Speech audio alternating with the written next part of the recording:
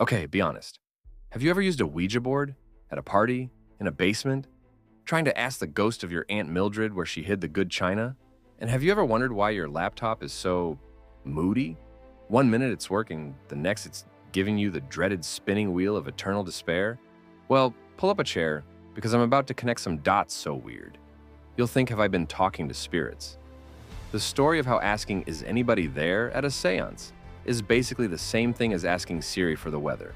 Let's set the scene. The 1840s, no internet. The biggest source of entertainment was trying to phone your dead relatives. Spiritualism was the TikTok of its day, and the talking board was the app. You'd ask a yes or no question, and the planchette would supposedly glide to the answer.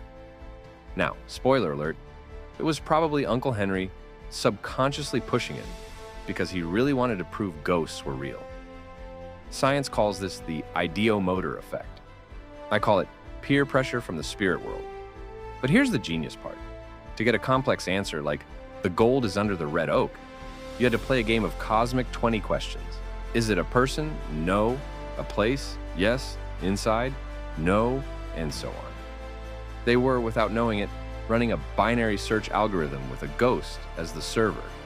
The world's first and spookiest Q&A chatbot.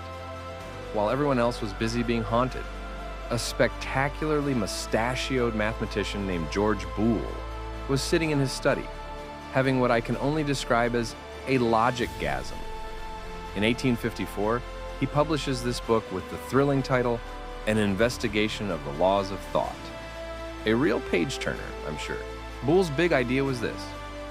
What if every thought, every statement in the universe, could be boiled down to just two things, true or false?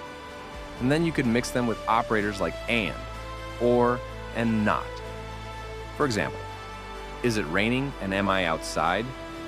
If true, you're getting wet. If false, you're probably still in your pajamas watching this. You're welcome. See the connection?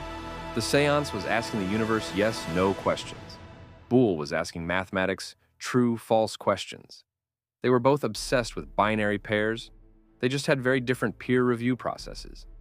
Forward to the 1940s. We're building the first gigantic room-sized computers to calculate missile trajectories. Problem. How do you talk to a machine that's dumber than a box of rocks, but faster than one? Then some unsung genius, probably hopped up on too much coffee, had a eureka moment you could hear from space. A switch! A circuit is either on or off. That's a 1 or a 0. That's true or false. That's Boolean logic.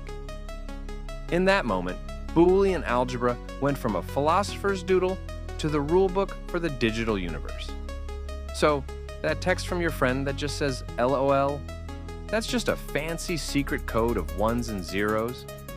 That cat video you watched, millions of binary decisions. Your entire digital life is built on the simple, elegant, and slightly spooky idea that everything can be answered with the digital equivalent of yes, no, or ask again later. So, the next time your phone acts possessed, freezing, glitching, auto-correcting I'm on my way to I'm a giant turkey, just remember, you're not dealing with a bug. You're dealing with the ghost of logic past. We went from asking spirits for yes-no answers to asking machines. The circle is complete, and it's a little bit haunted. If you enjoyed this trip down the rabbit hole, do the most Boolean thing possible. Smash that subscribe button. That's a true. Hit the bell, also a true. Leave a comment with your favorite tech ghost story.